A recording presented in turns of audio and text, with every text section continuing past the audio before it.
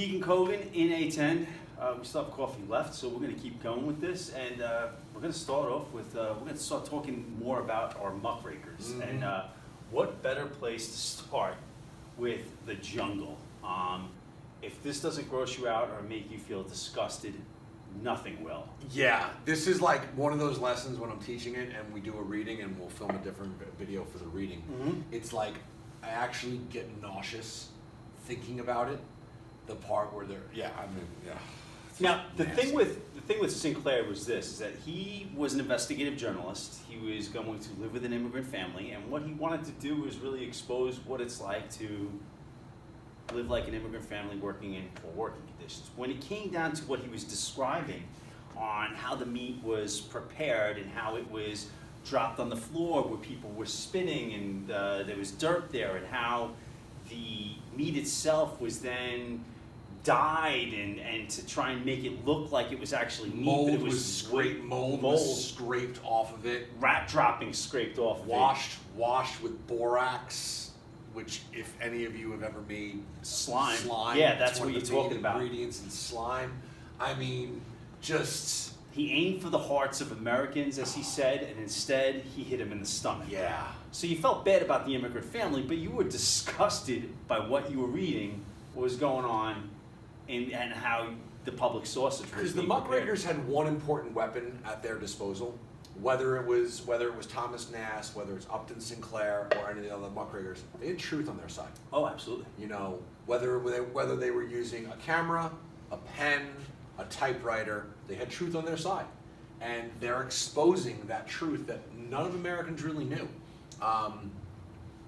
There's an old and it had that shock value too. Yeah, there's that old saying. It's like I don't know how the sausage got made.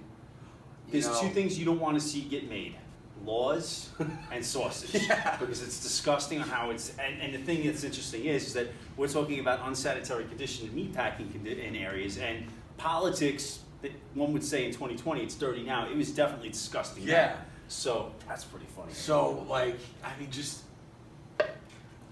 Yeah, what you don't want, and I mean, there's nothing we can say that will describe it better than reading the actual excerpts from the When it comes to it, I mean, there's certain things you got to keep in mind that are not in place that you probably take for granted now. If you're working around food, your hair needs to be covered in the net, and if you have facial hair, that needs to be covered as well. I mean, let's just start with the basics. You have to be washing your hands, and the CDC recommends, I think, a minute or saying happy birthday twice, whatever the case. Yeah, like warm water and with soap. Yeah, and these things were not taking place. No, and there was a bucket for them to wash their hands in, but they were all washing their hands in the same bucket over and over and again. It would only be changed out once a week. And it's 1906, so they really don't know about the hand washing, the sanitizing, and something with Listerine was involved in inventing the whole. Coming up with that to make sure things are more sanitary. But this is a nice picture in comparison to what you would read what was taking place in the meat packing industry. Yeah, I mean, if you were working the meat grinder, and your finger got caught, your finger just became part of the chopped meat. Oh, and the public knew nothing of it. So when it came to how the public finds out about it, though, where are we? He winds up writing this book. The people read it. Of course, they're outraged. They're disgusted, and of course, they're going to want government to step in and now go, okay, this is pretty disgusting, get in there, fix it. Which is going to bring us the Meat Inspection Act of 1906, right? Do we have that in there? There we go, the Pure Food and Drug Act. Yeah. So Muckraker, just to kind of review, journalists expose corruption. Upton Sinclair is your textbook definition of that. He writes this book called The Jungle, exposes these details about unsanitary conditions, which is going to lead to the Pure Food and Drug Act. Yeah, and even that, the Pure Food and Drug Act, this is the beginning of what was now the FDA. Right. How restaurants today have to get inspected, how all the food that we eat, all of the drugs that we take, legal drugs, over-the-counter prescription medicines, all needs to be inspected and proved to work. Because, I mean, let's just put it this way. I mean, I could put water in here with a dye in there and tell you, if you drink one of these a day, it'll help to cure cancer or prevent certain injuries, or it'll keep you healthier. And meanwhile, if there's no process to prove whether or not that can be done, what the chemicals are, there's nobody to say that whether that's true or not. I know there's like salesmanship. 10-hour energy. Yeah. Claims to do this, that, and the other thing. And if you ever watch those commercials, at the end of the commercials, there's a little disclaimer that comes across the bottom that says, these comments have not been validated by the FDA. Oh. And it's I like... don't take them, so I never read Yeah, them. me neither. Yeah. But like those little things that are on there that the uneducated don't even realize. Right. The undereducated don't even realize is going on.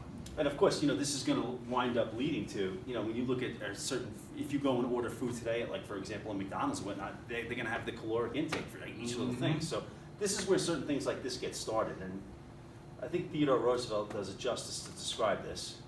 When we look in terms of this political cartoon, Theodore Roosevelt at the time was the president who winds up learning about this meat scandal, this unsanitary conditions taking place in the meatpacking industry, and this is going to launch an investigation, which is then going to lead to the passage of the Pure Food and Drug Act. Of course, you see the Capitol in the background. Congress, Capitol building in the background. Yep. And then there's countless others. This is the time of change. Whether it's unfair business practices. We get into Ida Tarbell. Oh yeah, there we go. She uncovers all of these the unfair business practices. less than ethical, let's gosh, call yeah. them, Yeah. to try to be nice to Mr. Rockefeller. The less than ethical business practices. And what's motivating her is that her family business was an oil business that was put out of business by, Standard Oil. The predatory pricing of Yep, Standard absolutely. Oil. And she helps expose Standard Oil. Standard Oil will eventually be broken up, as we know, under the Sherman Antitrust Act, and the book, The History of the Standard Oil. Get into, where is she? Back. No, I thought I'm getting ahead of myself. Okay. We already done Jacob Reese. Yes. We did a lot of that in urbanization, and here his tool is the camera, exposing how the other half lives, whether it's the tenements, we had what was that street called? Bandits Roost? Yes. Bandits Roost, and this is exposing life to many Americans didn't get to see. Right. If you're rural America, if you're suburban America, even if you were the elite America, you didn't get to see the poverty of inner cities' streets. And then the list of problems that you can identify in these photos. This looks like an alley that might be safe. Crime is definitely an issue here. Public sanitation, hygiene, these are issues here. The absence of garbage pickup here, children living on the street, all of these problems, and now you have to try and find some solutions for them. So compulsory education, building codes, proper Police sanitation departments. systems, police departments, Yeah. fire departments, codes that say you have to have plumbing, all of these things. And as the public is starting to see more and more of these things, they're going to want to start to see some reform or some change. Yeah. We Ida missing anything? Tarbell. We got one more, I know. Jacob Reese, exposing the tenement, and Yeah, this is your Nellie Bly. Really cool story behind her. She moves to New York penniless. She winds up talking her way and schmoozing her way to get into the office of Joseph Pulitzer. Okay. Yeah, and at the New York World, and tells him, like, I got this idea. She actually pretends to be crazy.